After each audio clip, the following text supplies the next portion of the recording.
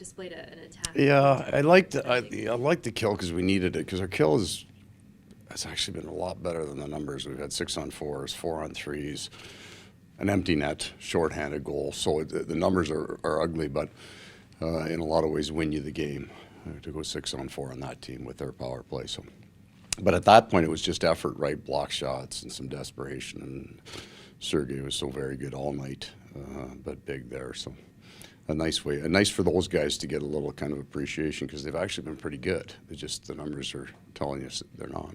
Kevin Stenlund got that block shot in the last second. Yeah. Also scored today. I mean, how has he fit so far? Better every day, and that, hang on, I used the wrong word. More comfortable every day, right? New guy coming in. He's got a very specific set of skills. He can shoot the puck a ton, but he's also a smart kind of veteran penalty killer.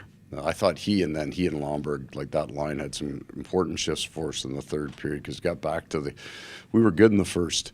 The second period, with all the power plays and some of the transition, the game got bogged down, and I didn't think we were very good.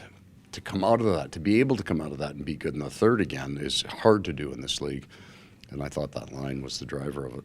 In terms of culture and setting a new standard this year, what does it mean to have the kind of blocks you guys have there at the end, just 4 games into the season? We've got 25 here tonight, and that's one of those things that builds, right? So the bench loves that as much as a big hit, right? And something that we need it. We don't have a lot of forwards that kind of came into the league as shot blockers, so it's all on effort. And Reinhart is another guy that's willing to do that. So it was good. It was a good part of the game for us. Paul, what's it say that with 78 games to go, a guy like Matthews in there after the game and says that's a big 2 points, because you never know where that 1 point's going to come from at the end of the year. The fact that mindset's already well, it's huge, and it's not. You will always have adversity, so you're always going to have 2 or 3 guys out of your lineup.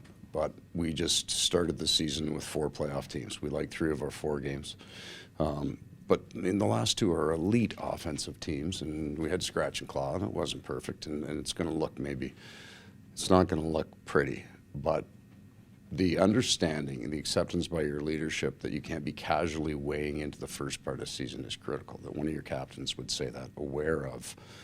It is so hard to make the playoffs. We proved that last year, because the season takes its own path on you.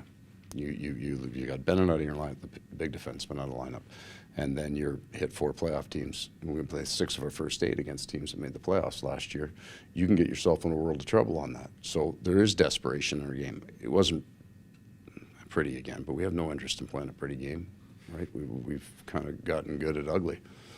On those guys out of the lineup, what did it mean to have Montour, Ek, and Benny get in the crowd? It's good. You know what? What's nice is they're getting to the point in their injuries where they can be around the team more. So for the first month, they're in at 7:30, and they're gone before anybody gets here, because we have to focus on the healthy guys. But they'll start coming back.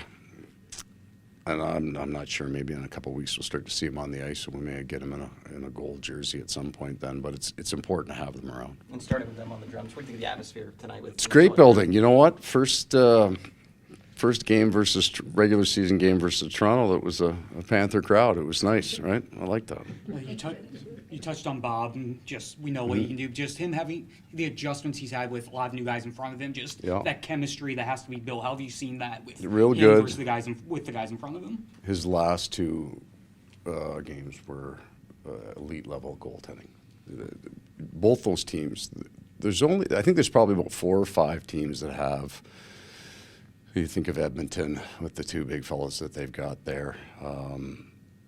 New Jersey for sure, Toronto for sure, that have this kind of skill level that's might be a little different than everybody else's. The goaltender's going to have to be good.